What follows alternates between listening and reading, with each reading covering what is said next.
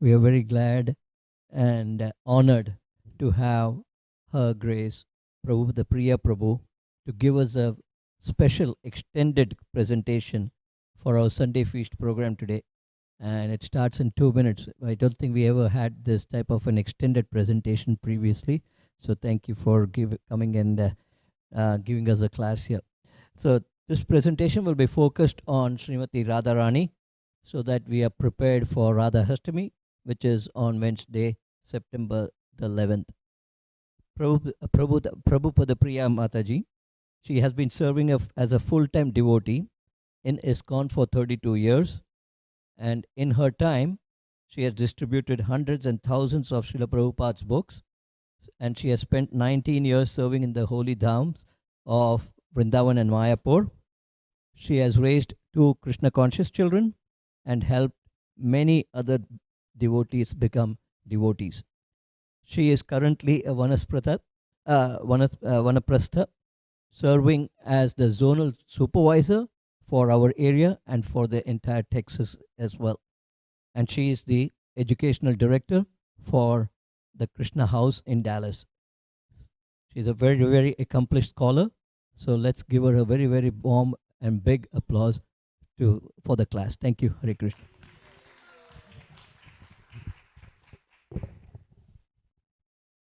Hare Krishna. So welcome everybody. I hope you're going to enjoy this presentation. This is this style of presentation is called Lila Kirtan. So Lila Kirtan, is this on?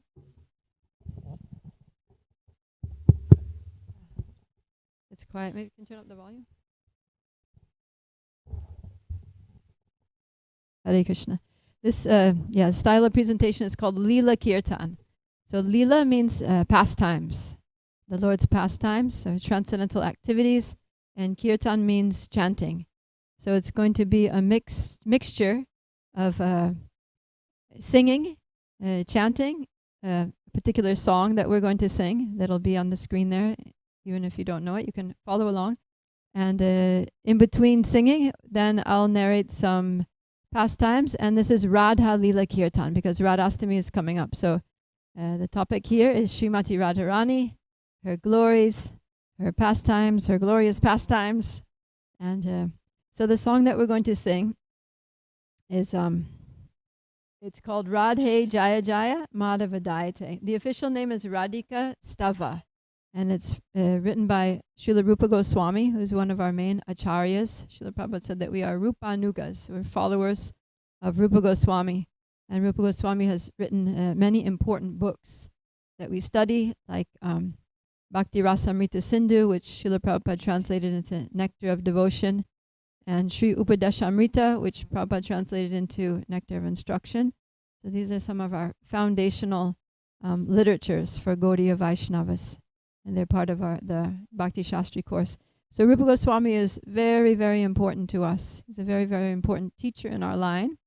And he's written this beautiful song describing the glories of Srimati Radharani. So, without any further ado, we'll just sing. So this is Premamrita, Devi Dasi. She's going to be leading you in Kirtan. And she'll sing a line, and then you should repeat the line with enthusiasm, with love for Srimati Radharani, because her appearance day is coming, and we want to create the atmosphere of joyous celebration for Srimati Radharani's appearance. Okay. Radhe Jaya Jaya Madhava Dayite. Radhe Jaya Jaya Madhava Dayite. Radhe Jaya Jaya Madhava Dayite. Radhe Jaya Jaya Madhava Dayite. Radhe Jaya Jaya Madhava Dayite. Radhe Jaya Jaya Madhava Madhava Dayite. Radhe Jaya Jaya Madhava Dayite. Radhe Jaya Jaya. Go to the next. Gokula Taruni Mandala Mahite. Gokula Taruni Mandala Mahite. Gokula Taruni Mandala Mahite. Gokula Taruni Mandala Mahite. Gokula Taruni Mandala Mahite. Gokula Taruni Mandala Mahite. Radhe Jaya Jaya Madhava Dayite. Radhe Jaya Jaya Madhava Dayite. Radhe Jaya Jaya Madhava Dayite. Radhe Jaya Jaya Madhava Dayite. Radhe Jaya Jaya Madhava Dayite. Radhe Jaya Jaya Madhava Dayite. So Radhe Jaya Jaya. Jaya means victory. And this song, as I was saying, is written by Rupa Goswami. And in the eternal realm of Raj, Rupa Goswami has a position there in Radha-Krsna Lila. And his position, his eternal constitutional position in Goloka is that he is Rupa Manjari. So Rupa Manjari is one of the intimate assistants or maidservants of Srimati Radharani. And so we can imagine that in singing this song and composing this song, Rupa Goswami is more in his real identity or eternal identity as Rupa Manjari. And so he's saying, Radhe, may you be victorious. So victorious over what? What are Srimati Radharani's struggles? What are the battles that she needs to be victorious in? So one thing is that Srimati Radharani, she's the eternal consort of Krishna. If you go to any Radha and Krishna temple, there's Radha and Krishna on the altar. So she's always there by Krishna's side. But something that some of you may not know is that Radharani is also married to someone else. It's called her so-called husband.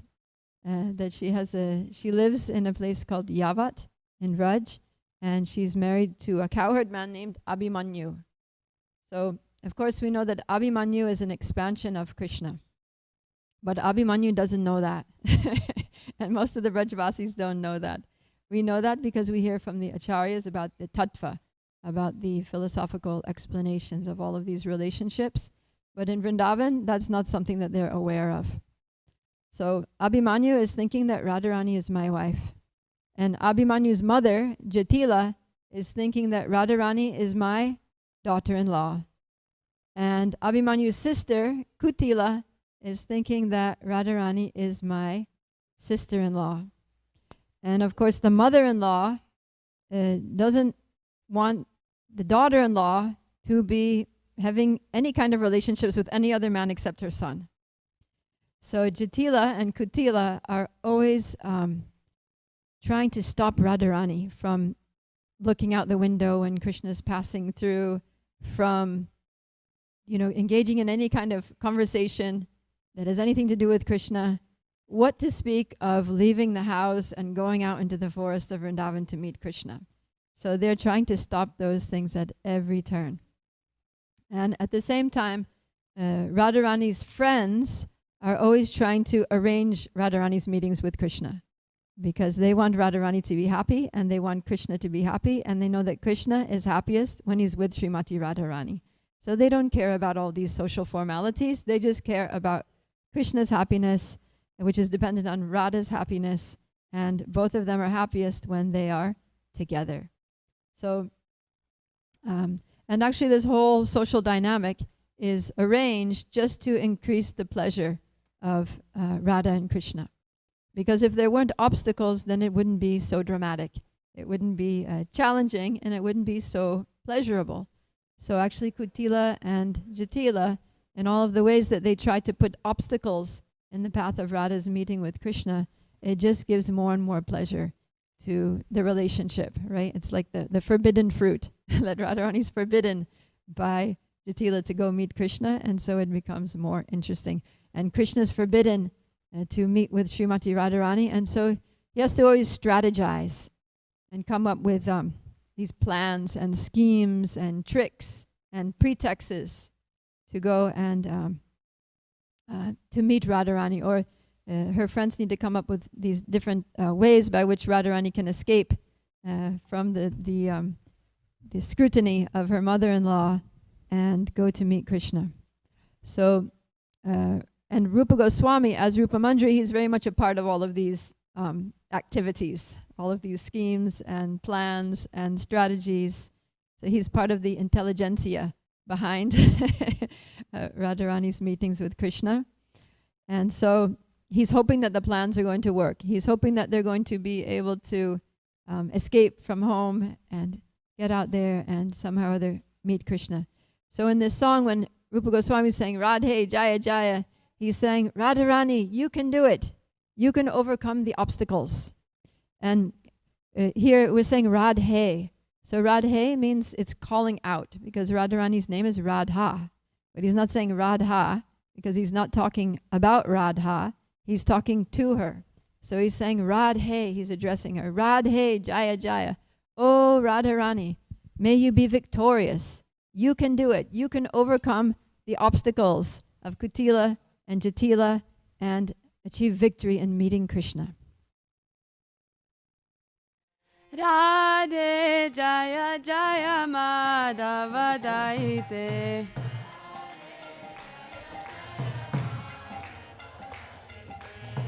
Radhe Jaya Jaya Madhava Dayite. Madhava Dayite. Gokula Taruni Mandala Mahite. Taruni Mandala Mahite. Gokula Taruni Mandala Mahite. Gokula Taruni Mandala Mahite. Radhe Jaya Jaya Madhava Dayite. Radhe Jaya Jaya Madhava Dayite. Radhe Jaya Jaya Madhava Dayite. Radhe Jaya Jaya Madhava Dayite. Radhe Jaya Jaya Madhava Dayite. Radhe Jaya Jaya Madhava Dayite. Radhe Jaya Jaya. So another way in which Radharani, there's another way in which Radharani needs to be victorious. Because even after she gets out of the house, even after she escapes from Jatila and Kutila, she's out there in the forest and she's going to meet Krishna, but there are competitors. There are other gopis out there that are trying to also get the attention of Krishna. Because in Goloka Vrindavan there are different groups of devotees. There's 4 different groups of devotees, of gopis. And so one group is Radharani's own group, and another group is a group that's friendly. It's not Radharani's own group, but those gopis are friendly to Radharani's group. And then there's another group which is neutral, that they're like, okay, Radharani's there, that's fine, we'll just do our own thing. And then there's a group that is, they're rivals, they're competitors to Radharani.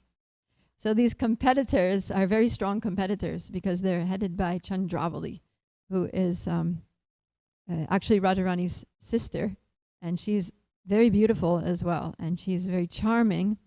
And she has her own maidservant assistants that similarly create all kinds of strategies to try to get Krishna to meet with Chandravali instead of Radharani. So sometimes Radharani is going to meet Krishna and they have their plans, and Chandravali's maidservants will sabotage their plans. Or Krishna is on the way to meet Srimati Radharani, and Chandravali's maidservants, her gopis, will go and try to distract Krishna, to try to divert his attention. They'll say, "Oh Krishna, you know, we have a beautiful kunj over here that's the jasmines are in full bloom, and you've never smelled an aroma like that before, and the most beautiful girls in the world are there, and we've just been practicing a whole orchestra for your pleasure, and please just come over just for a few minutes and see what enjoyment you can find there." And so they're trying to lure him and tempt him away from his mission, which he's on the way to meet Radharani. And sometimes they succeed, at least temporarily. Sometimes Krishna gets waylaid and he shows up late to meet Radharani. We'll talk about a story of that pastime where that happened a little later. So Rupa Maneri, as I said, she's one of the Radharani's accomplices, and she's trying to make sure that Radha meets Krishna and Krishna meets Radha, and nobody gets deviated, or no plans get thwarted on either side. So she's saying, "Radhe, may you be victorious. May Krishna pass by all the competitors and come to be only with you." Jai. Radhe Jaya Jaya Madhava Dayite. Radhe Jaya Jaya Madhava Dayite. Radhe Jaya Jaya Madhava Dayite. Radhe Jaya Jaya Madhava Dayite. Radhe Jaya Jaya Madhava Dayite.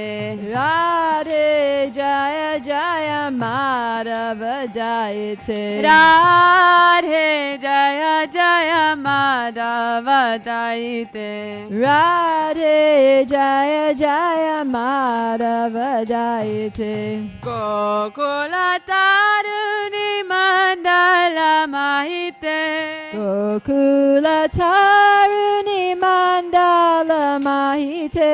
Gokula Taruni Mandala Mahite.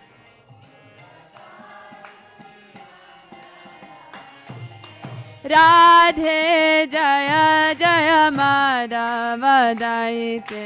Radhe Jaya Jaya Madhava Dayite. Radhe Jaya Jaya Madhava Dayite. Radhe Jaya Jaya Madhava Dayite. Radhe Jaya Jaya Madhava Dayite. Radhe Jaya Jaya Madhava Dayite. This Radhe Jaya Jaya also applies to us, because Srimati Radharani is the compassionate energy of Krishna. And she knows that only by loving Krishna can all of us be happy. And out of compassion, she wants us to be happy. And so when Krishna comes in the form of Lord Chaitanya, he comes in the mood of Srimati Radharani. And Radharani takes full advantage of that appearance of Lord Chaitanya to try to distribute love of God to all the fallen conditioned souls, because she wants all of us to be happy. And so it's said in Chaitanya Charitamrita that Lord Chaitanya, he wove a wreath of the holy name and prema, because Lord Chaitanya came to teach the process of chanting the holy name. But he gave us the Hare Krishna Maha Mantra, Hare Krishna, Krishna Krishna, Hare Hare, Hare Rama, Rama Rama, Hare Hare. And he especially infused the mantra with prema, with love, because he's in the mood of Radha, and Radha wants us to taste that love. So a wreath means, a wreath at Christmas time, they take different boughs of branches and they weave them together. So he took the holy name, the Hare Krishna Maha Mantra, and he took love for Krishna and he wove them into a beautiful wreath, or a beautiful garland. And he wants to garland the whole world with the holy name and love for Krishna. He wants us all to drink the nectar of the holy name and to drink the juice, the sweet nectar of bhakti rasa. But unfortunately, people in this world want to drink other things. Right? And so there's a little bit of a battle, right? That Lord Chaitanya, in the mood of Radharani, he's saying, take this garland. He's trying to put the garland on. So sometimes the devotees, they have some sports where they try to touch each other's feet, and then they start fighting over, no, you can't touch my feet, I'm going to touch your feet. Or a devotee has a garland, trying to put a garland on you, like, no, you take the garland. So one's trying to put it on one, the other's trying to push it back and put it on you, like that. So there's a little bit of a battle. So Srimati Radharani wants to garland the whole world with love for Krishna that comes in the form of the holy name. But we're like, no, don't put it on me. I don't want that garland. I want to remain happy and so-called happy in my material life. Because if you put that garland on me, then all my material attachments are going to be done with. So don't put it on me. Just leave me alone. Let me continue with my life the way it is. I like it. I'm fine. I'm good. I'm all right. And so there's this battle, like a wrestling match. And so all the devotees are on Radharani's side. Right? Lord Chaitanya is in the mood of Radha. All the followers, all of our acharyas, like Rupa Goswami, they're on Radharani's side. Srila Prabhupada, he came in with full strength, like tag team wrestling. Some acharyas go out, new acharyas come in. They're trying to garland the whole world with this transcendental Nama Prema Mala. But we're like, no. So the devotees are all on Radharani's side. So when we say Radhe Jaya Jaya, we can also mean that, O Radharani, may you and all the devotees who follow in your compassionate mood be victorious in spreading love for Krishna throughout the world.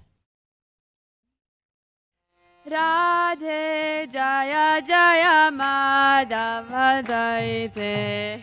Radhe Jaya Jaya Madhava Dayite. Radhe Jaya Jaya Madhava Dayite. Radhe Jaya Jaya Madhava Dayite. Radhe Jaya Jaya Madhava Dayite. Radhe Jaya Jaya Madhava Dayite. Radhe Jaya Jaya Madhava Dayite. Radhe Jaya Jaya Madhava Dayite. Gokula Taruni Mandala Mahite. Gokula Taruni. Gokula Taruni Mandala Mahite. Gokula Taruni Mandala Mahite. Radhe Jaya Jaya Madhava Dayite.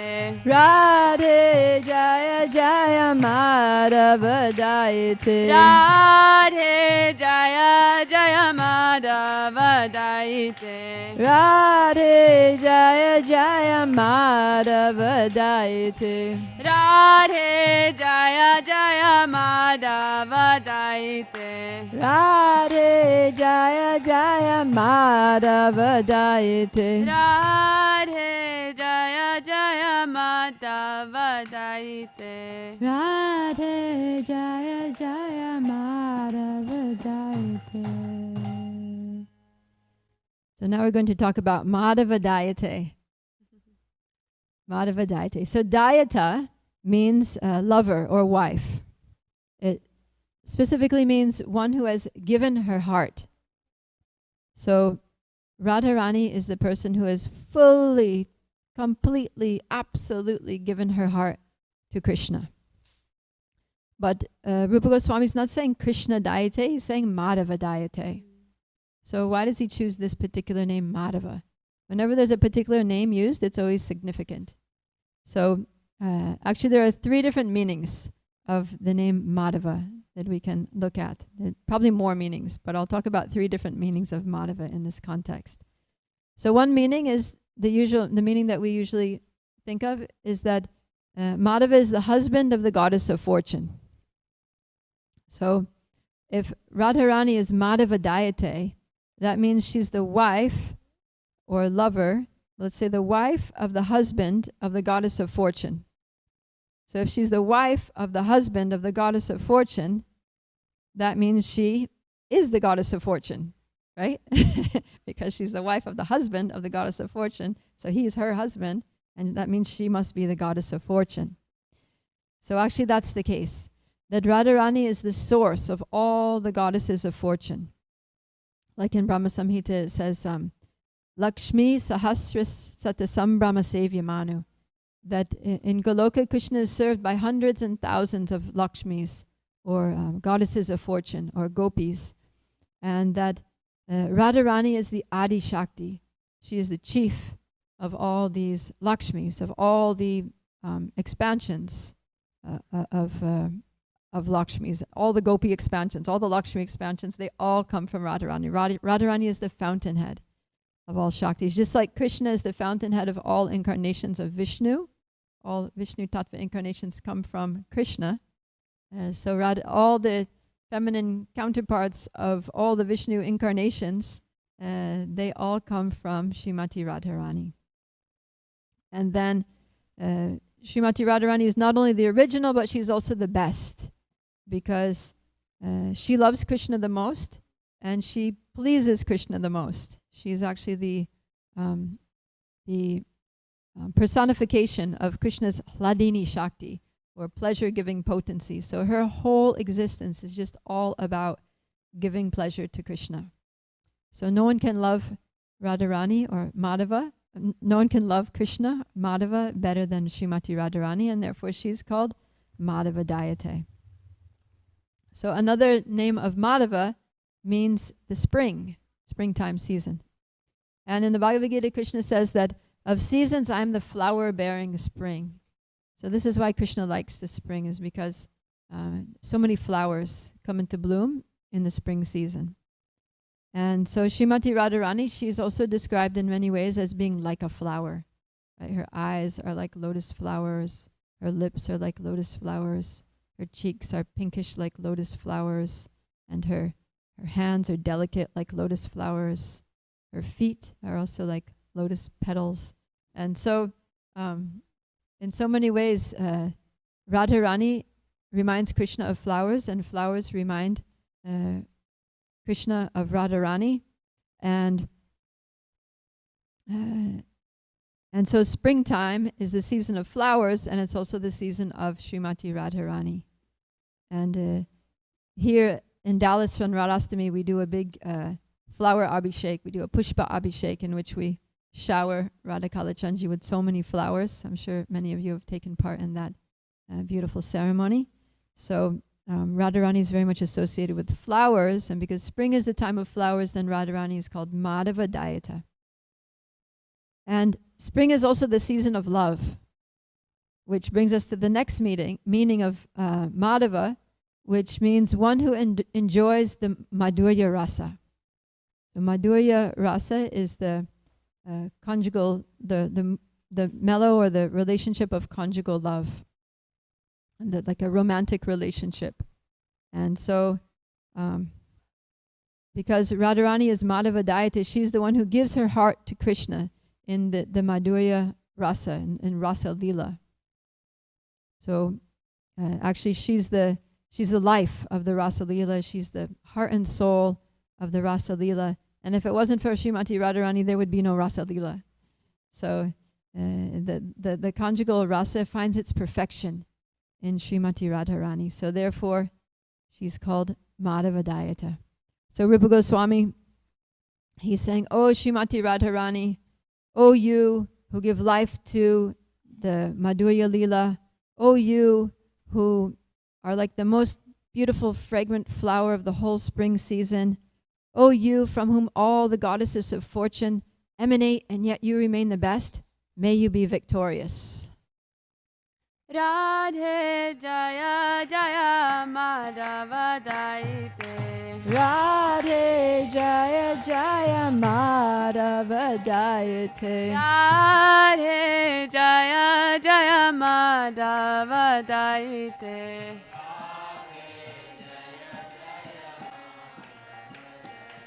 Radhe Jaya Jaya Madhava Dayite. Radhe Jaya Jaya Madhava Dayite. Radhe Jaya Jaya Madhava Dayite. Radhe Jaya Jaya Madhava Dayite. Gokula Taruni Mandala Mahite.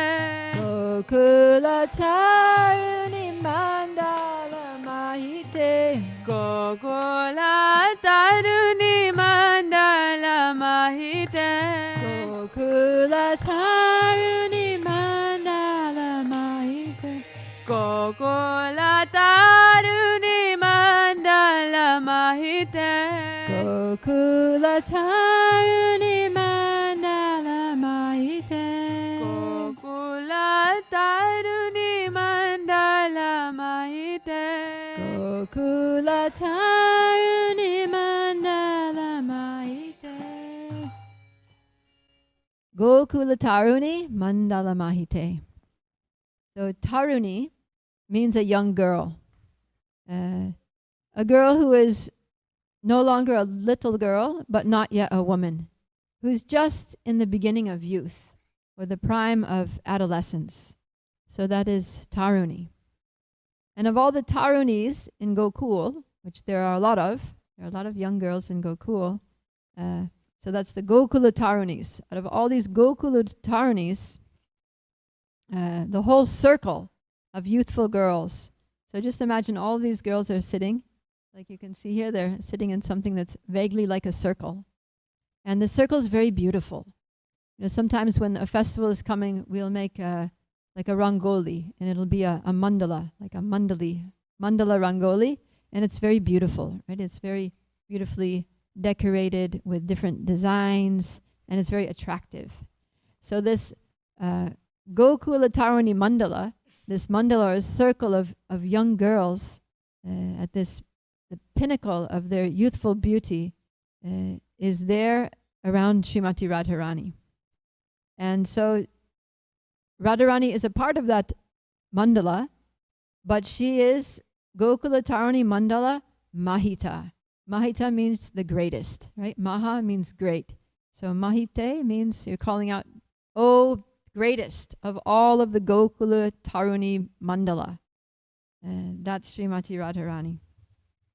So Mahita can also mean honor or esteemed.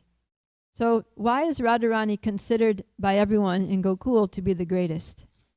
It's because everyone in Gokul just wants to please Krishna. And Radharani knows best how to please Krishna. Like we were just saying, she is the embodiment of Krishna's pleasure potency. So she's just all about that. And so she's the greatest, and therefore she's also the queen of Vrindavan. She's the principal gopi, she's the queen. She's called Vrindavaneshwari or Gokuleshwari. And everyone in Gokul is directly or indirectly supporting Radharani in her relationship with Krishna. They're all trying to bring Radharani together. So Mother Yashoda is trying to bring Radha and Krishna together by inviting Radharani to come to the house every day, at least once a day, usually twice a day, to cook for Krishna.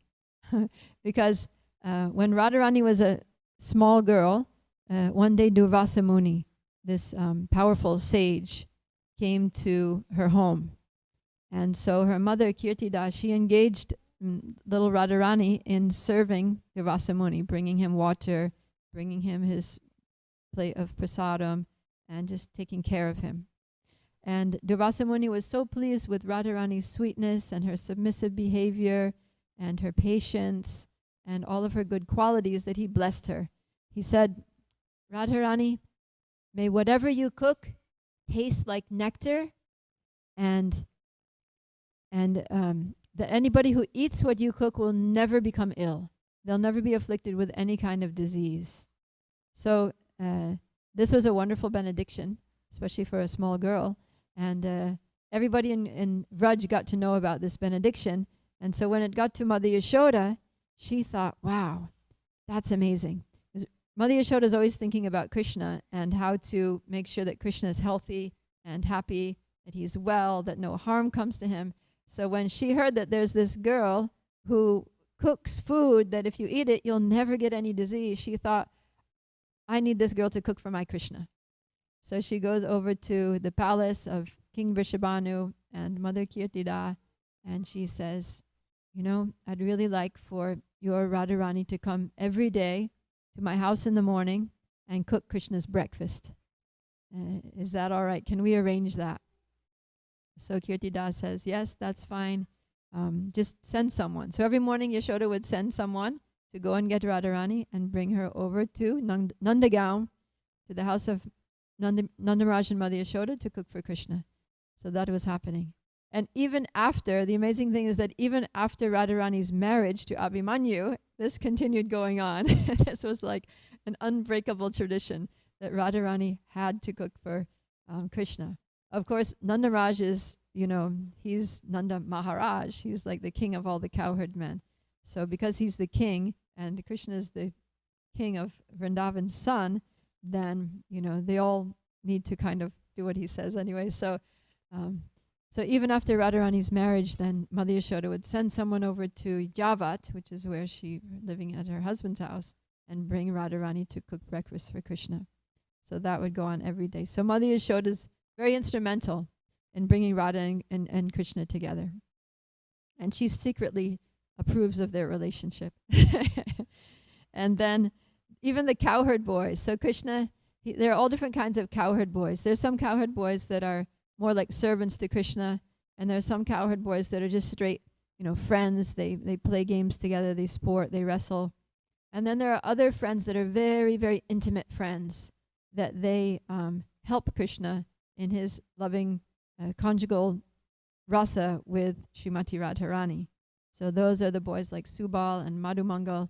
They know all about Krishna's relationship with Radharani, and they are accomplices to that. Just like Radharani has her friends that help her to get together with Krishna, so Krishna has his friends that help him get together with Srimati Radharani, and they pass notes. So those boys will get notes and they'll pass them secret messages to some of Radharani's servants to say that Krishna's planning to be here at this time, and you know, make sure you're around, and he's going to come, and he's going to be there. This is the meeting place, like that. So they communicate like that.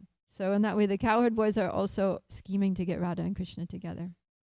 And even Jatila and Kutila and even Chandravali are actually enhancing Radha and Krishna's enjoyment by creating so much dynamic tension to increase the excitement or the thrill of the Parakiya Rasa. So everyone in Gokula is serving Radharani in their own way. Because why? Because out of the whole Gokula Taruni Mandala, Radharani is not just another Taruni. She's the Mahita. She's the greatest. So Rupa Manjari is calling out to her, O Gokula Taruni Mandala Mahite, O best of all the gopis of Gokul, O Radhe Jaya Jaya, you should be victorious because you are the greatest. Radhe Jaya Jaya Madhava Dayite.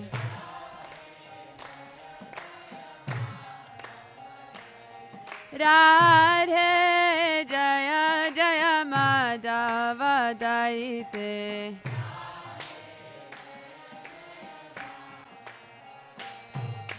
Radhe Jaya Jaya Madhava Dayite. Radhe Jaya Jaya Madhava Dayite. Radhe Jaya Jaya Madhava Dayite. Radhe Jaya Jaya Madhava Dayite. Gokula Taruni Mandala Mahite.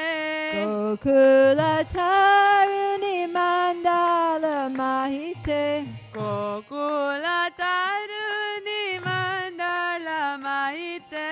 Gokula Taruni Mandala Mahite. Radhe Radhe Jaya Jaya Madhava Dayite. Radhe Jaya Jaya Madhava Dayite. Radhe Jaya Jaya Madhava Dayite. Radhe Jaya Jaya Madhava Dayite. Damodara Rati Varsana Veshe Hari Niskuta Vrinda Vipineshe. Damodara Rati Vardhana Veshe Hari Nishkuta Vrinda Vipineshe. Damodara Rati Vardhana Veshe Hari Niskuta Vrinda Vipineshe. Damodara Rati Vardhana Veshe Hari Niskuta Vrinda Vipineshe. Jai. So, Damodara Rati Vardhana Veshe. That Vesha means dress. So the dress means obviously the clothing and everything that Radharani is wearing, but not just clothes, also the ornaments. All the jewelry that she wears, from the tiara on her head, sparkling diamond tiara, to her earrings, her nose ring, her dazzling necklaces, her bracelets and armlets, her belt around her waist that sometimes has jingling bells on it, her ankle bells, toe rings, all the different jewelry that Radharani wears. And then it also includes the different cosmetics, right? Like the kajal, the mascara on her eyes, the little blush on her cheeks, and also the gopis decorate Radharani with painting. You know, they paint gopi dots around her eyes. They also take different substances like musk and sandalwood and kumkum, and they paint little designs on her arms and different places on her body. Like nowadays people have tattoos. So they use these pure and fragrant, rich, luxurious substances to decorate Radharani's bodily limbs. And they also make so many decorations out of flowers, right? They make little flower mukuts and flower decorations to go on her hair. Usually Radharani has some flowers going around the side of her head like that, a beautiful garland, and sometimes she wears flowers around her arms or around her ankles. Sometimes she might have a little flower necklace, something like that. And who makes all of these things for Radharani? It's her maidservants like Rupa Maneri. So this is actually very personal for Rupa Goswami, because in his eternal form in Vraj Lila, he assists in dressing Radharani. He goes there every day in the morning, or she goes there every day in the morning, and along with other young girls, they bathe Radharani and they do her hair and they apply all these cosmetics and gopi dots and paintings, and they dress her beautifully and ornament her with all these jewels. But actually Radharani doesn't need ornaments because she's already beautiful. And in fact, Radharani is so beautiful that she, instead of the ornaments increasing her beauty, her natural beauty increases the beauty of the ornaments. Just her natural radiance makes all the jewels on the ornaments sparkle. So what is the purpose of Radharani's getting so decked out, dressing so nicely and putting on so much jewelry and decorations? So Rupa Goswami says, Damodara Rati Vardhana Veshe. This dress and decorations is meant for Damodar Rati Vardhana.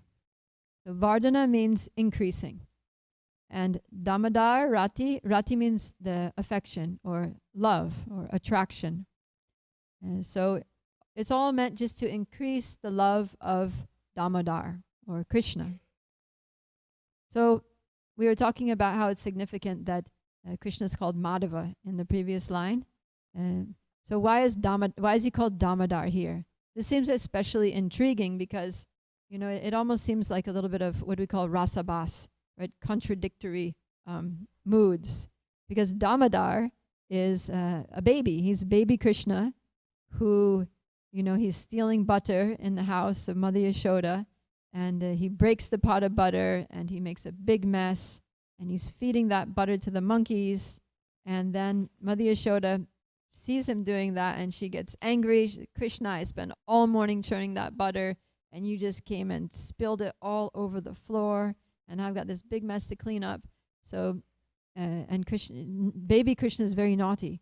So she says, I'm going to prevent you from doing any more mischief. I'm going to tie you up. So then she picks up a stick and she starts chasing him to try to catch him.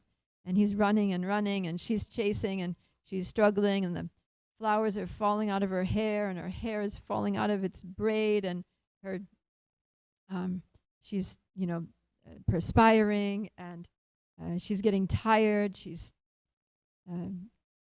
struggling very hard to catch him. And then finally Krishna lets her catch him. So she catches him, and then she gets a rope and she tries to tie him to the wooden grinding mortar, and the rope is, when she goes to make the knot, it's too short. So she gets another rope and she ties that on, and that's also too short. Another rope, too short. It's always too short. So she's again struggling and breathing heavily and really getting frustrated, and she's in desperation. And then finally Krishna allows her to tie him. So why is Rupa Goswami referring to this pastime of Damodar? Damodar literally means one whose belly, Udar means the belly, whose belly is tied with ropes. So the point that Rupa Goswami is making is that although it took Mother Yashoda so much time and so much effort to bind Krishna, as soon as Krishna sees Radharani's Vesha, as soon as he sees her beautiful clothes and ornaments and her just gorgeous countenance, he's bound in a second. And it doesn't even take any effort on Radharani's part. All he needs to do is look at her, and he's captivated. He's captured and bound by her beauty. So actually, Krishna doesn't even need to see the details of Radha's beauty directly. And at first, he doesn't even see her. Because when Radha goes to the forest to meet Krishna, she has to sneak out. She has to sneak out. So she can't just be walking around with her face showing to all the public. She has her veil on. She's hiding. So she's covering her face. She's hoping nobody's going to recognize her. And also she's very shy. That's one of Radharani's qualities, is that she's shy. So she doesn't want anyone to see her, and she's even shy for Krishna to see her. So she knows she's going to see Krishna, and she wants to see Krishna, but she's shy. So she's covering her face with her veil.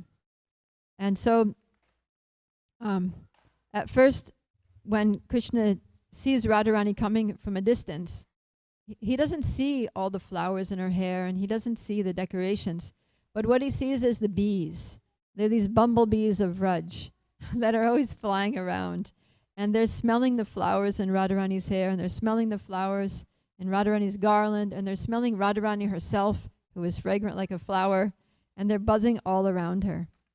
So when Krishna sees those bees, then he thinks, oh, they're smelling the flowers in Radharani's hair. And then he's thinking, I wonder what color those flowers are today, because it's different color every day. He's thinking, oh, she's wearing a blue sari, probably some contrasting color, maybe yellow, or maybe orange.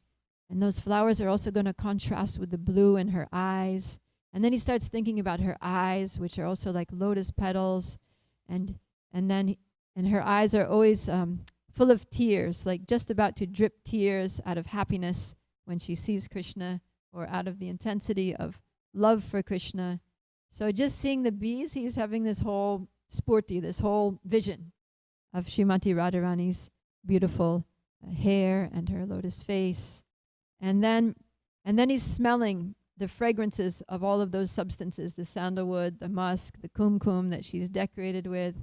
And he's thinking about all the paintings, and he's wondering which design is she going to have on her limbs today.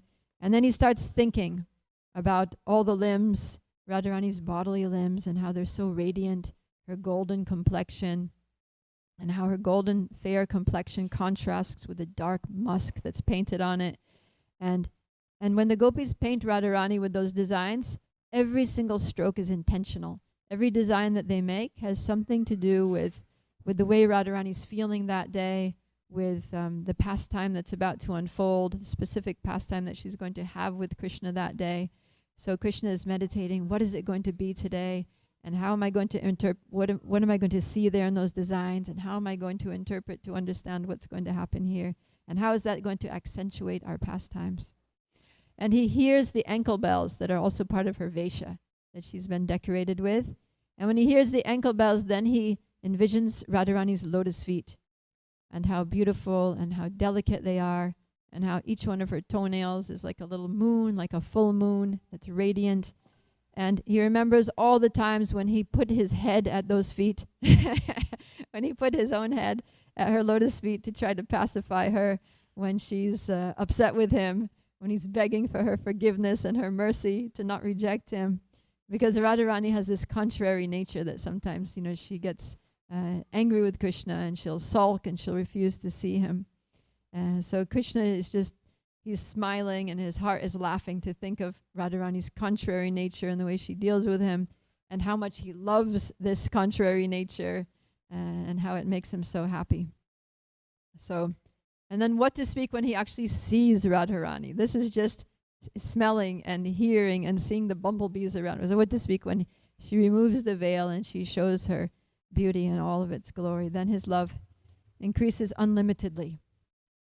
So here in this line, Rupa Goswami is singing, may Radharani be victorious in increasing Krishna's love, increasing his happiness, conquering his heart, and binding him to her just as Yashoda bound Lord Damodar. O Radhe, may you be victorious. Radhe Jaya Jaya Madhava Dayite.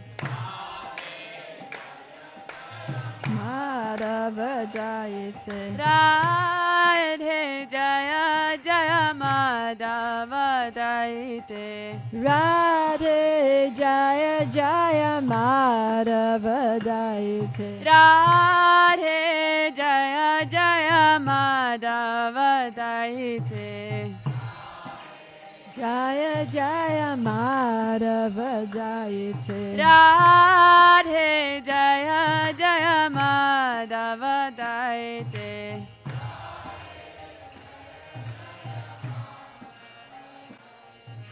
Damodara Rati Vardhana Veshe Hadi Nisha Vrinda Vipineshe. Damodara Rati Vardhana Veshe Hadi Nisha Vrinda Vipineshe. Damodara Rati Vardhana Veshe Hadi Nisha Vrinda Vipineshe. Rati Vardhana Veshe Hadi Nisha Vrinda Vipineshe. Damodara Rati Vardhana Veshe Hadi Nisha Vrinda Vipineshe. Damodara Rati Vardhana Veshe Hadi Nisha Vrinda Vipineshe. Now, Hadi Nishkuta Vrinda Vipineshe. So Vrinda Vipineshe means that Srimati Radharani is the Isha. Vrinda Vipinesha.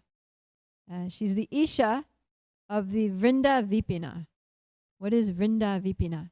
So Vipina means forest. It means the same thing as Vana. Vipina and Vana are synonyms. So the place where Radha and Krishna have their pastimes is Vrindavan or Vrinda Vana. It's Vrinda's Vana, Vrinda Devi's forest. So Vrinda Vipina means Vrindavan. Same thing. Vrinda Vana and Vrinda Vipina. Same thing. So just as Srimati Radharani is Vrindavaneshwari, she is also Vrinda Vipineshwari, or in short, Vrinda Vipinesha. She's the queen of the forest of Vrindavan. So that's Vrinda Vipinesha. And why is this forest of Vrindavan so special? Because it's Hadi Niskuta. So Nishkuta means a secret pleasure garden. And usually it would be the secret pleasure garden of a king. So in the king's palace, any king has a big palace. And there's the front part of the palace where he receives guests, he receives, VIPs that come to meet him, where his ministers are there and they're having so many meetings where he's solving the problems of the state, where he's, doing all of his duties as a king.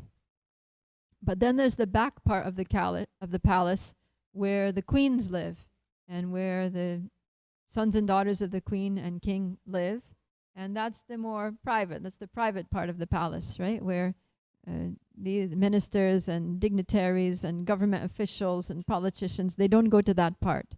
That's where the king is there in his private quarters with his family. And then even within that private part, there's a very, very secret part. That's it's an outer part. It's like a inner courtyard. It's within the palace, but it's outdoors. So it's a courtyard within the palace, and it's a beautiful garden. And in that garden, the only ones that go to that garden are Krishna and his queens.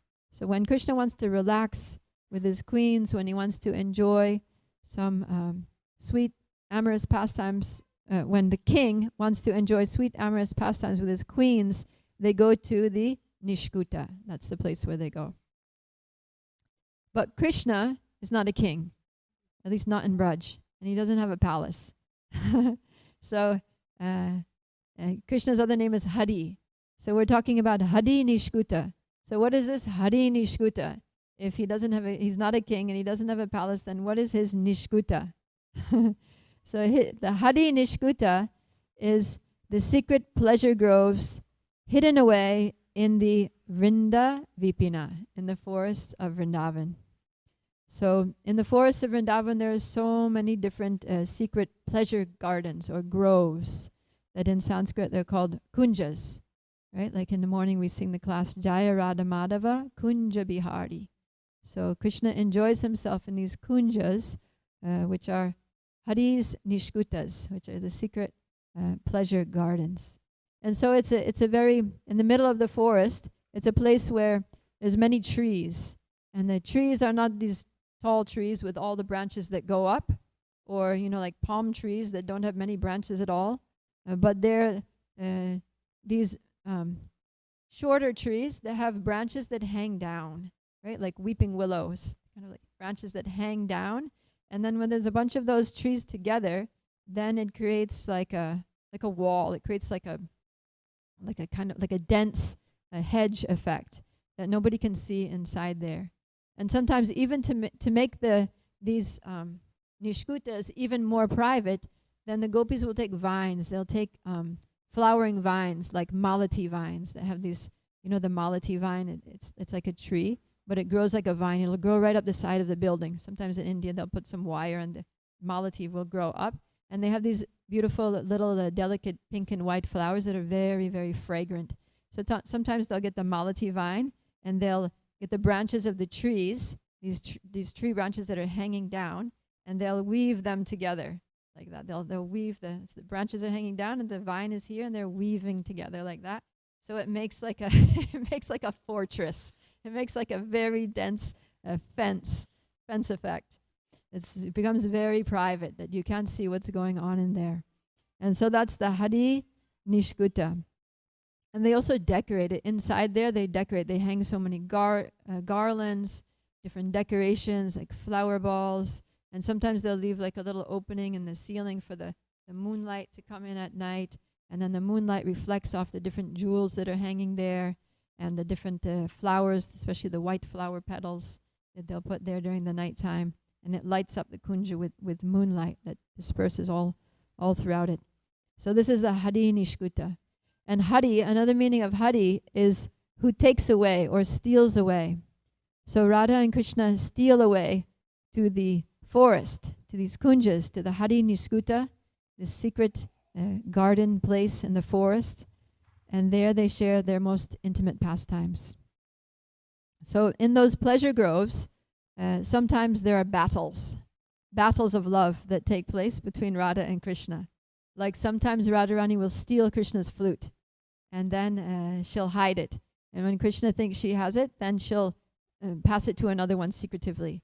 And then that one will pass to another one. And then Krishna's going here and there trying to get his flute, and he can't get his flute. So there'll be a battle going on where Krishna's trying to get the flute, and he can't find the flute, and like that. Or sometimes there will be flower fights. Right? They'll get flowers, and they'll be throwing flowers. They'll make balls out of flowers, and they'll throw flower balls. Or they sometimes get these like water balloons, but it's not like rubber balloons. It's made out of lac, this kind of substance that's called lac that's taken from the trees. And then they put pollen. They fill those up with pollen. And then when they throw those, then it bursts, and the pollen goes all over like that. So that's like holy, like the holy, or they'll get the colored water. So there are so many different ways in which they have these battles between Krishna and the gopis. So in all of these competitions, then Rupa Goswami is cheering on Srimati Radharani that, oh Radhe, don't let him win. Don't let Krishna win this fight. After all, you are Vrinda Vipinesha. You're the queen of Vrindavan. And whatever may happen here in this Hari Nishkuta, in this secret place in the forest with Hari, may you be victorious. Radhe Jaya Jaya Madhava Dayite. Dayite. Radhe Jaya Jaya Madhava Dayite. Radhe Jaya Jaya Madhava Dayite. Radhe Jaya Jaya Madhava Dayite. Radhe Jaya Jaya Madhava Dayite. Radhe Jaya Jaya Madhava Dayite.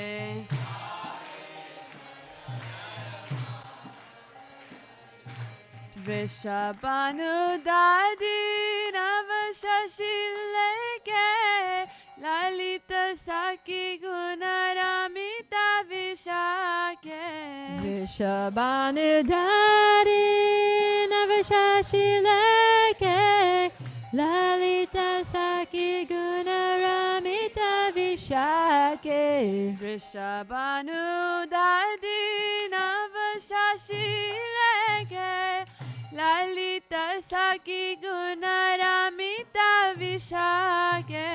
Vrishabhanu Dadi Navashashi Leke Lalita Saki Gunaramita Vishake. Vrishabhanu Dadi Navashashi Leke Lalita Saki Gunaramita Vishake. Vrishabhanu Dadi Navashashi Leke Lalita Saki Gunaramita Vishake. Vrishabhanu Dadi Navashashi Leke. So Navashashi means the new moon, and Udadi means the ocean. So Radharani is like the Navashashi, like the new moon in different ways. So the moon appears to be born from the ocean. Like if you're on the east coast of the US and you're looking out over the Atlantic Ocean and you're watching the moon rise, it appears to be born from the ocean. But actually the moon is always there. The moon is not born, the moon doesn't die, the moon's always there. So in the same way, Radha appears to be Vrishabhanu Dadi. She appears to have arisen or taken her birth from the ocean of Vrishabhanu, or the ocean of love for her, which is her father, Maharaj Vrishabhanu, and her mother Kirtida. But actually Radharani doesn't take birth from Vrishabhanu and Kirtida. Radharani exists eternally. She's always there. She is eternally Krishna's consort.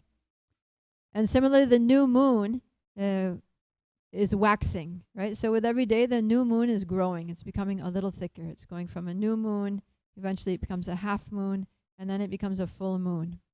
So in the same way, baby Radha, she appears to grow from a little baby to a small child to youth, and like that. She appears to grow up. But actually, Radharani is Nitya Kishori. She's eternally youthful. So it's not that she's really growing. It's apparent. She apparently takes birth. She apparently grows, but she's an eternal personality, and she's also eternally youthful. So that's one way that Radharani is like the new moon.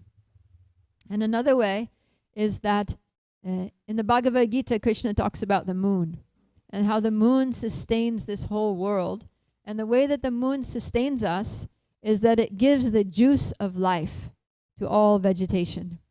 So Krishna calls the moon Rasatmaka, and that it gives the juice of life to the vegetation. So rasa means juice, and atma in this sense means life. And juice, the rasa can also mean flavor or taste. So Srimati Radharani gives so much flavor to the lives of the Brajabasis. She enhances the happiness of everyone in Braj by her pastimes with Krishna, and just by her own personality, just by the sweet flavor of her personality. She's so charming, so sweet, so compassionate, so loving, that everybody in Braj just loves Srimati Radharani. Not only Krishna, but everybody. Everybody loves Srimati Radharani. And we can say that Radharani gives flavor, just like the moon gives the flavor to the vegetables and fruits. But we can also say that Radharani is Rasatmika, because she is the Rasa Atmika, or Atma in this sense can be translated as soul, right? The Atma we say is soul. So Radharani is the soul of Ras. And she's also called Rasarani or Rasikarani, the queen of Rasa, or the queen of all the Rasikas, the queen of all those who relish Rasa. Because without Radha, the Ujvala Rasa, the most brilliant Rasa, which is the Madhurya Rasa, would not exist. And also Radha, by her intense, unequaled love for Krishna, she inspires all the Brajabasis. And in this way, she nourishes all the other rasas, so that not only Krishna can taste an unlimited variety of sweet flavors in her association, but so can all of his dear associates in different ways. So Rupa Goswami is singing here, Radhe Jaya Jaya. O Radhe, in enabling all the Brajabasis to taste the highest nectar of love for Krishna, may you be victorious. Radhe Jaya Jaya Madhava Dayite. Radhe Jaya Jaya Madhava Dayite. Radhe Jaya Jaya Madhava Dayite. Radhe Jaya Jaya Madhava Dayite. Radhe Jaya Jaya Madhava Dayite. Radhe Jaya Jaya Madhava Dayite. Radhe Jaya Jaya Madhava Dayite. Radhe Jaya Jaya Madhava Dayite. Vrishabhanu Dadi Navashashileke Lalita Saki Gunaramita Vishake. Vrishabhanu Dadi Navashashileke Lalita Saki Gunaramita Vishake. Vrishabhanu Dadi Navashashileke Lalita Saki Gunaramita Vishake. Vrishabhanu Dadi Navashashileke Lalita Saki Gunaramita Vishake. Vrishabhanu Dadi Navashashileke Lalita Saki Gunaramita Vishake. Vrishabhanu Dadi Navashashileke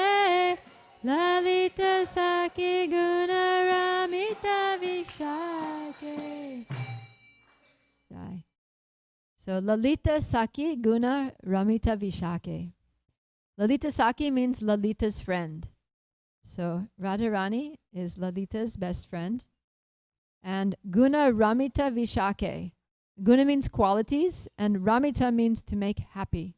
So the meaning is that Vishaka, Radharani's other best friend, is always delighted by the transcendental qualities of Srimati Radharani. So Radha and Vishaka have very similar qualities actually, because they were born on the same day and they were born at the same moment. So when people take birth at the same time, they have all the same astrological influences, and so they end up with very similar qualities, very similar personalities. So the result is that Vishaka and Srimati Radharani, they totally understand each other. And so whenever Radharani needs some emotional support, whenever she needs someone to just share her heart to, she always goes to Vishaka. So Vishaka is Srimati Radharani's closest confidant, closest companion, best friends. Lalita is also very, very close to Srimati Radharani, but because she's a little older, then she takes on a role that's kind of like an advisor to Srimati Radharani. She gives counsel to Srimati Radharani whenever, she gives instructions. So for example, if Radharani just ate a big meal and then she hears Krishna's flute playing and she wants to just jump up and run to follow that flute song, then Lalita will be like, no, you just ate, you can't run. You need to sit down, you need to relax, or at least walk slowly. And so Radharani's like, oh. And Radharani is very obedient to Lalita. It's interesting because Radharani, she's not afraid to transgress all the boundaries of Dharma to go and meet Krishna, but she's afraid to transgress the orders of Lalita. So this is one of Radharani's 25 transcendental qualities, that she's controlled by the love of her friends, and especially she's controlled by Lalita Devi. So I'll give you an example of, I'm going to tell a pastime that shows this quality of Radharani being instructed and controlled by Lalita Devi. So one day, Radha was there in the forest Kunj, and it was the designated place that Krishna was supposed to meet her at the designated time, which was noon. He was supposed to be there at high noon to meet. And this is in a beautiful place by Radha Kund, which is the noon meeting place. So Radharani's there with Lalita, with Vishaka, with Rupa Maneri, with other Manjaris, with other gopis. She's there with all of her group of gopis. And they're all ready, they're all dressed up. She's completely decked out with Damodar Rati Vardhanavesha, ready to increase Krishna's love by her appearance. And they're watching the sun, because in those days they didn't wear watches. So they're watching the sun. Sun is approaching the zenith. It reaches the zenith. It's going past. It's afternoon. It's little afternoon. It's quite a bit afternoon. It's a lot afternoon. And Radharani's pacing back and forth. And with every minute afternoon, she's becoming more and more stressed. She's becoming more and more disappointed. She's becoming more and more frustrated. And Lalita also. Lalita's becoming even more angry because she can't stand to see Radharani unhappy. So Radharani's shaking her head, and she's thinking, what is going on here? Krishna's giving Radharani so much trouble. So then, finally, they hear Krishna's ankle bells coming in the distance. Krishna also wears ankle bells. So they hear his ankle bells coming. And he's coming fast. They can tell because the ankle bells aren't just going tinkle, tinkle, tinkle. They're going ch, ch, ch. Because he's stepping hard, right? He's running. His steps are heavy. He's in a hurry because he knows he's late and he knows he's going to get in trouble for being late. So he gets there. And so when Radharani hears the ankle bells coming from a distance still, she jumps up and she gets all full of anticipation, full of all kinds of expectations. Krishna's coming. He's finally coming. And then Lalita looks at her and says, don't get so excited. We need to set our boundaries here with him. So then when Radharani sits down and she's trying to contain herself. She's trying to hold back the flood of her love that wants to overflow its boundaries. And so Lalita receives Krishna and she says, Krishna, you're very late. And Krishna tries to make some excuses. She says, no excuses. We know what you've been up to. We know where you've been, right? Because remember, they are competitors. So Lalita always makes assumptions about where Krishna's been, and she's probably usually right. So Lalita says, I'm sorry, but we're not going to put up with this. We are just not going to play second fiddle to anyone. We set a time. Radharani, after all, is Vrindavaneshwari. She is Vrinda Vipineshe, and you can't just treat her like her time doesn't matter. You need to be here when you're supposed to be here. And so Radharani doesn't hear all this. She's inside the Kunj. She's looking out the entrance, and she's just seeing.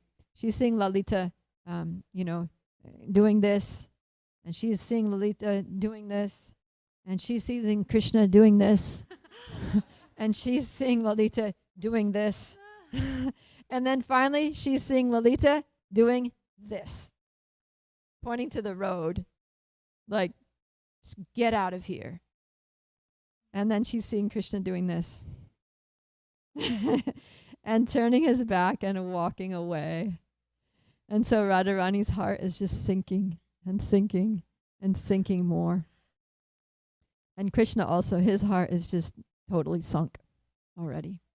So Krishna sadly walks away, and then he doesn't know what to do. So he just goes to the bank of the Yamuna, and he sits down and he starts crying. And he's crying, he's calling out the names of Srimati Radharani and crying. And then just then, Vrinda Devi appears on the scene. And she sees Krishna crying there, and she knows everything because she's been informed by Purnamasi. Purnamasi is like the orchestrator of all the Braj Leela. She's like the grandmother, the beloved grandmother of all the Brajabasis. They all see her like a grandmother. She's like the wise matriarch of Braj. So Vrinda Devi, she calls out, "Oh, Krishna, what's wrong? What's happening?"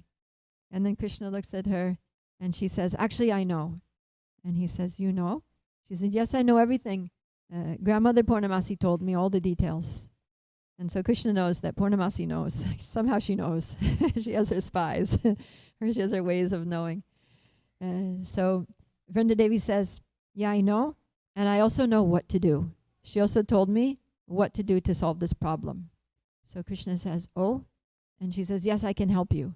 She says, "Yes, please help me. I'm desperate. Anything." She says, "Okay, you have to do exactly as I say without any arguments." Krishna says, "Yes, yes, whatever." So then Vrinda Devi tells him, "All right. So first of all, you need to change your clothes. No more of this cowherd boy vesh. You have to get rid of your cowherd boy clothes, and you have to dress like a sannyasi beggar. You have to put on some saffron cloth. You have to put on some deer skin, something like that, and you put a begging. You get one cloth and you tie it up like a begging pouch, and you put that over your shoulder to show that you're a beggar. And you get this tambourine, and you shake the tambourine. You know how the beggars, they go to door and they shake their tambourine and they sing some song, and then the people come out and give them something, food or money or something like that. So like that. And you need to get rid of the peacock feather, because peacock feather, that's your signature. That's like the Krishna symbol. Everybody's going to know it's you. So you're going in disguise. That's the point. You're going in disguise. And so Krishna's standing there, and he's getting all dressed, and he's putting on the disguise, and he's standing in his threefold bending form there in front of Vrinda Devi. And she says, "And none of this threefold bending form, right? You need to stand straight, and you need to have your head down humbly when you approach." So then, and she says, "And when you go, you need to sing this song." So you're playing the tambourine, and you're singing this song, which is singing about Radha's love and Radha's qualities, and how Krishna's heart is broken because Radha doesn't love him anymore. And how Krishna is so sad, he's going from door to door just like a beggar. Oh, poor Krishna, how he's heartbroken, how I sent him away. Yeah, he deserved it. But it's a nice song because it's glorifying Srimati Radharani. So she says, "Who did you learn this song from? And why have you come here? What do you want?" So then the sannyasi replies, I have a guru named Gandharvika, and she's taught me this song. And can't you see I'm a sannyasi?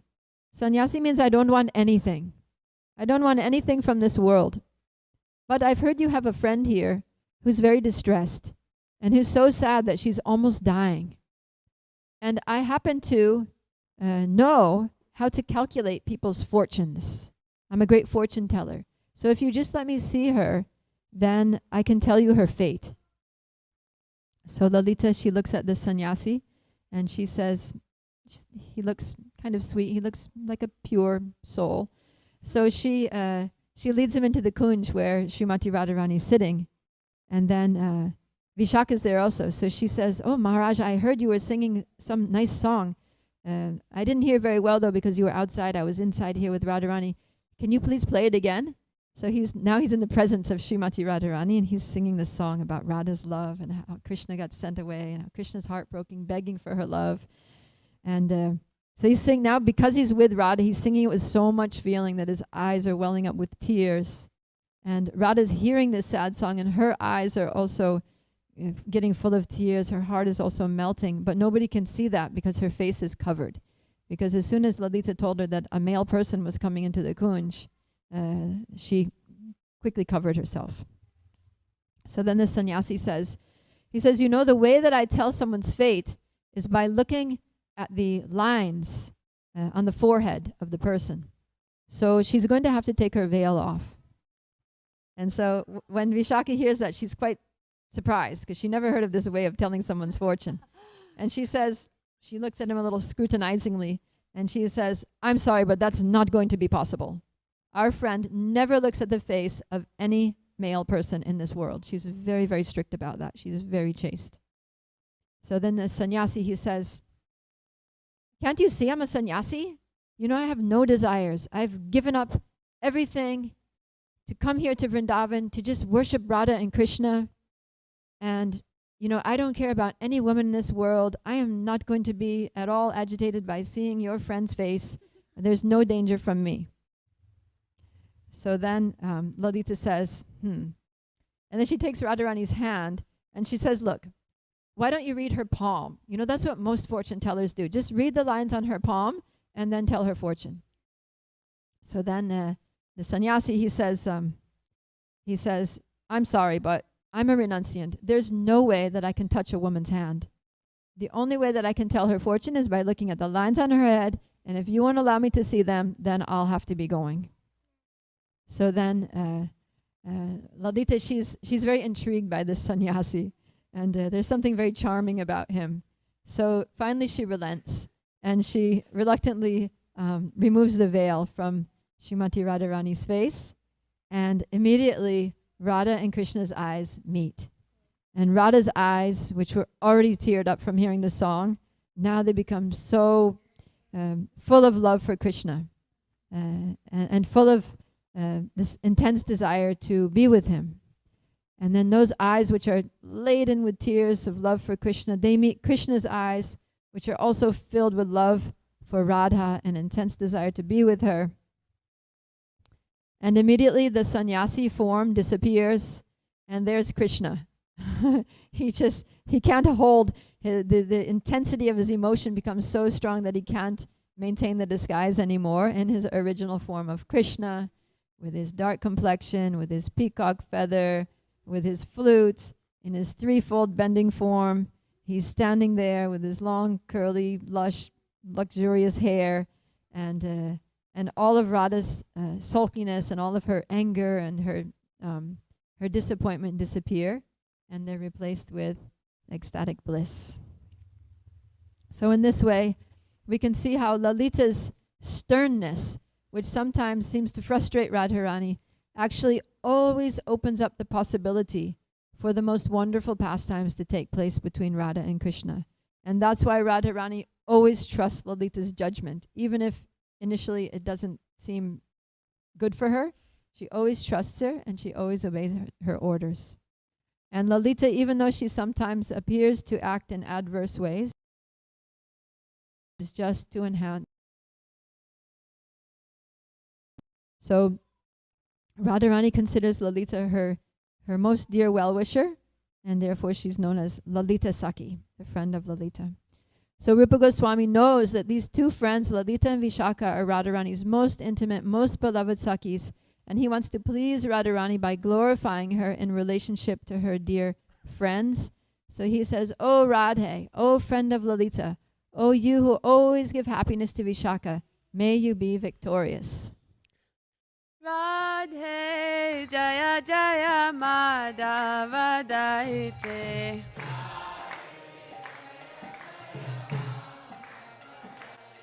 Radhe Jaya Jaya Madhava Dayite. Radhe Jaya Jaya Madhava Dayite. Radhe Jaya Jaya Madhava Dayite. Radhe Jaya Jaya Madhava Dayite. Radhe Jaya Jaya Madhava Dayite. Radhe Jaya Jaya Madhava Dayite. Karunam Kurumai Karuna Bharite Sanaka Sanatana Vanita Charite. Karunam Kurumai Karunam Bharite Sanaka Sanatana Vanita Chari. Karunam Kurumai Karuna Bharite Sanaka Sanatana Vanita Charite. Karunam Kurumai Karunam Bharite Sanaka Sanatana Vanita Charite. Karunam Kurumai Karuna Bharite. So Rupa Goswami is saying here that Radhe, you are Karuna Kuru Mai, the embodiment of mercy, and Karuna Bharite, full of mercy. And not just any mercy, but Karuna. So in Sanskrit, there are 3 different words that mean mercy. One is Kripa. So Kripa is that mercy that you get if you ask for it, right? Like if you're in trouble and you need help and you go in front of the Lord or you go to somebody, then you'll say, Kripaya, please, please help me. Please be merciful. And then by your request, that person will be merciful. And then Daya is mercy, that is, but it's more like compassion. So in this mercy, the person has to be deserving, right? Like you'll be compassionate on somebody who's like a starving child in the street, or, you know, a puppy with a broken leg, or, you know, somebody who's really, that you have sympathy for, you have compassion for, and out of compassion you will show mercy because they really need the mercy. But if somebody's doing fine and is all well and good, then you're not going to have daya for that person because they don't need your compassion, right? But then karuna is a totally another level of mercy. So karuna is a kind of mercy that you don't have to ask for it. You don't have to be you don't have to in any way be considered a deserving candidate to receive it. But karuna is like the rain that just falls on everything. It falls on the field that absorbs it and uses it. It falls on the parking lot, which just runs off from. It even falls on the ocean, which is full of water and doesn't need any more water. So karuna, it comes from the highest, most unconditional and inclusive kind of love. And Radharani is called Karuna Kurumai, the embodiment or the reservoir of that mercy, of that love. And she's called Karuna Bharite. Bharite means full, that she's full of love. And Lord Chaitanya, who we said he comes in the mood of Srimati Radharani, he's called the Karuna Avatar because he gives that love. He wants to give the love which Radharani wants to give to us. He gives that same love to us.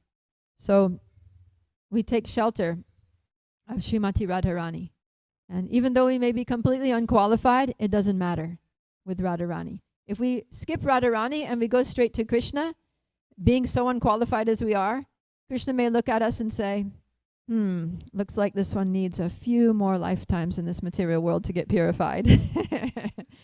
But if we go to Radharani, then she's going to be like, yes, of course, you can come back to Godhead. And so she goes to Krishna and she says, Krishna, this one's coming back to Godhead. And Krishna says, yes, dear, whatever you say, dear. And so by Radharani's mercy, then we can make it, even if we're unqualified, because she's so dear and she doesn't see our disqualification. And when Krishna sees us with Radharani bringing us to him, then Krishna also doesn't see our disqualification. He only sees Radharani. And when he sees Radharani, then his heart melts with love for her, and then his heart also will melt with love for us, being her associates. So that's why we don't just, when we chant, we don't say Krishna, we say Hare Krishna. Say Radharani first. When we talk about the deities, we don't say Kalachanji, we say Radha Kalachanji, Radha Govinda. Always Radha first, because we can't reach Krishna directly. We have to go through his pure devotee. And Radharani is his most dear, most pure devotee. And Srila Prabhupada says that the spiritual master is a representative of Srimati Radharani. So Rupa Goswami is pleading here. He's saying, "Oh Radhe, may you be victorious in distributing your mercy even to those who are unqualified, and may you be successful in convincing Krishna to accept them." Radhe Jaya Jaya Madhava Dayite.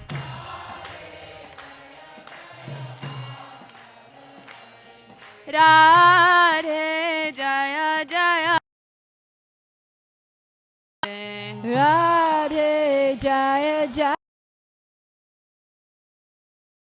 Karunam Kurumai Karuna Barite Sanaka Sanatana Vanita Charite Karunam Kurumai Karunam Barite Sanaka Sanatana Vanita Charite Karunam Kurumai Karuna Barite Sanaka Sanatana Vanita Charite Karunam Kurumai Karunam Barite Sanaka Sanatana Vanita Charite.